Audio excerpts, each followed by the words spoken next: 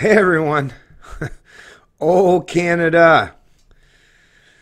A little bit of hanging the old head in shame today, referencing this article. CBC News Politics. Senate passes bill to make Oh Canada lyrics gender neutral. I believe the Canadian public wanted a say in our national anthem, Conservative Senator Don Piet says. The Senate passed a bill that renders the national anthem gender neutral Wednesday, despite the entrenched opposition of some Conservative senators. The House of Commons overwhelmingly passed a private member's bill in 2016 that would alter the national anthem by replacing "In All Thy Sons" command with "In All of Us" command, as part of a push to strike gendered language from O Canada. Now, first and foremost, obviously the thing I'm going to touch on right now, before I dig down further into the article, is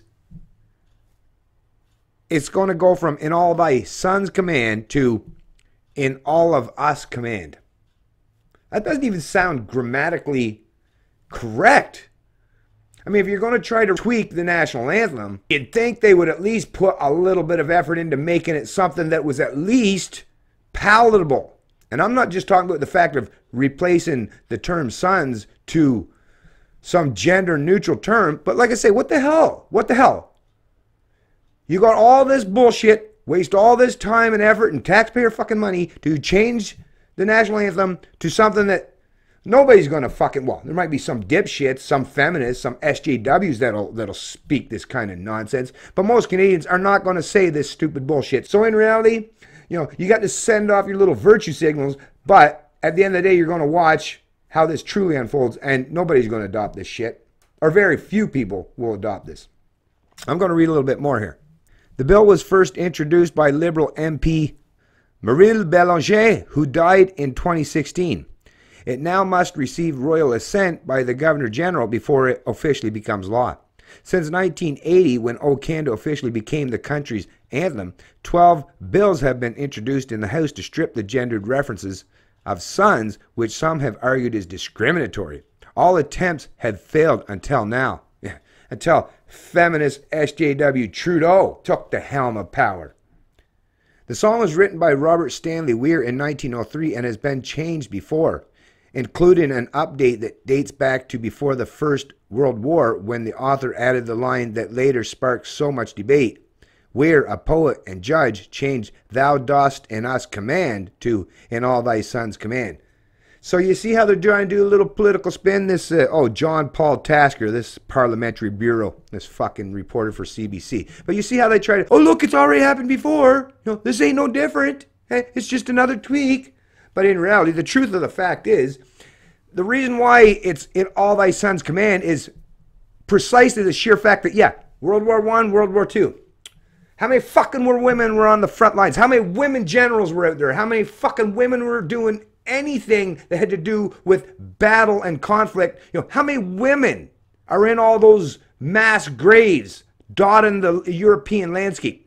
Go walk along through any of those places or any of the cemeteries where they're dead and buried here back home in Canada. How many women are you going to see there? Very, very few. Why? Because, we men, we are the defenders. We are the protectors. Men have always assumed that role, that task. Well, maybe a few slivers of history where that has changed, that has altered. But once again, only through political clout and political power could a woman ever even pretend that they are going to become the new dominant, powerful force that's going to overwhelm men in physical or battle confrontations or warlike scenarios. Like, where the fuck are they going with this shit? I'm all about, listen, give ladies some respect for what they do, right? Hey, those, I guarantee on the battlefield there's all those men that had their limbs lobbed off or blown off. Yeah, I'm sure there was lots of women that helped bring those broken men back to life to at least make it so that they're somewhat functional after the war. And why shouldn't we appreciate their capacity, their abilities, their nurturing instincts, their capacity to do those difficult things in those difficult situations? Why can't we just praise the women for what they did and praise the men for being men? This fucking social justice / feminist bullshit agenda, this progressivism, cultural Marxism, postmodernism, whatever you want to call it, because they've taken all that shit and thrown it into a big fucking pile, squeezed it and packed it as fucking tight as they can, and now they're trying to lob it at every man in their sight. But yeah, I'm getting a little upset because I'm very much pissed off about the fact that these fucking dipshits are, because this is just one aspect, this is just one sliver of all the efforts that these fucking dipshits, these leftists now are doing. They're constantly, it's their go-to motif, I suppose, when they get around in their Senate or the fucking House of Commons. What do they do? Sit around all day, these libtards and maybe some of the end dippers, even some of those dipshits conservatives that are a bunch of fucking cowards too. That's the other thing. Let me tell you something, Canada. The conservatives of today, look at them. Look, shearing these dipshits, selling that Miriam Bayek or whatever her fuck her name is up the river for saying a few things that was not, in line with political correctness. It was something a little bit controversial. But you see, you got a bunch of fucking cowards in the Conservative Party too. So, they might put on a little virtue signaling in a different way and pretend, let me pump my chest. Meanwhile, it's like, don't want to hurt myself. But no. The Conservatives, like I say, I don't know what the fuck's going to happen in 2019, and I will, listen, this is going to be a valiant effort I'm going to do very shortly between now and the 2019 elections. We've got to come up with a plan, folks. We really have to do something. Because trying to pivot towards the Conservatives, or some of these leftards is like, I don't like liberals going to the NDP. No, fuck that shit. No, we've got to do something, at least something even remotely resembling like the UK and the US, where you're fucking finally putting some real goddamn fucking strength in the fucking game here. Some real leadership. None of this pandering to fucking bullshit identity politics, right? None of this fucking goddamn drama.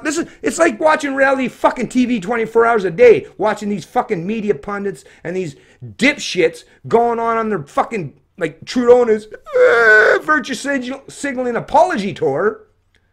Or going around talking about fucking trade and, we got to make gender neutral the priority in our fucking trades. Like, or Christina Freeland, this little fucking, like, really though, like, what the fuck, who is this fucking feminist bitch anyways? Like, really, who the fuck does she think she is, that she's going to go around touting women and saying, fuck men, more or less. Yeah, women are more important. Women are the priority. Like, really? Trade, economics, commerce? Really? Women? Really? Really? You think that's going to work out for you? Might want to look some of those Scandinavian countries and see how well it works for them. Hasn't worked out so well at all. Once you dig down deep into the data and the reality, yeah, the more you try to push for this fucking bullshit gender equality agenda, the more divided the sexes actually become. Maybe that's their intention all along, right? Kind of like that, once again, cultural Marxism, right? Try oppressor and oppressed. Victim culture, victim mentality. Oh, poor me. Therefore, I need power to defend myself against, the boogeyman oppressors, right? Fits completely in line with the authoritarian mindset, because those kind of people would never truly come to power in any natural setting. But if they can use the power of manipulation, if they can control your mind and use fear or stereotyping men as just these mindless beast oppressors, yeah, they can step in and then become that dominant power, that dominant authority. While you're too busy, a lot of the men are out there virtue signaling or like, I'm scared, I don't want to stand up, or, well, maybe I am a bad person. While you got your head turned or bowed in shame, they're taking over the controls of power in all areas, and not just government, but in the public sector, and even now trying to venture into the private sector. Wow. Like I say, think about the men, the hundreds of thousands that died, from our country in the 2 world wars. Think about if they were alive today, if they could see what's going on, if they could see their sacrifice being so greatly disrespected. You know what? The liberals, these feminists, these SJWs, and anyone that fucking agrees with this bullshit, you might as well just go out and spit on the fucking graves of the very men that died defending those freedoms that you have garnered and that you take full advantage of today. You disgusting, vile, pathetic bunch. But don't worry. When all's said and done, in any venture where there's competing factions, you're going to find out every single time that you will lose. It's Canadian Libertarian, and I love liberty.